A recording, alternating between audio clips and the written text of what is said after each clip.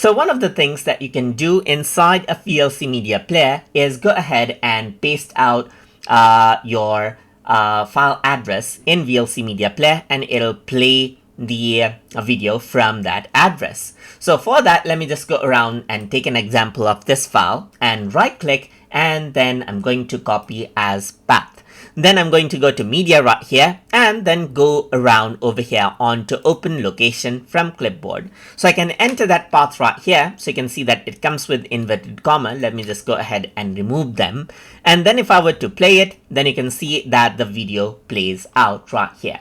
Apart from that, you may have a path like this as well. For example, here is a path right here from Pixabay. So I can also copy that out, and then I can go to media and then go around over here onto open location from clipboard, and you can see that the location is here just like this. So you can go ahead and play it directly from those web links as well. And that is how you can go ahead and open location from clipboard inside a VLC Media Player. So I hope you guys learned something as always.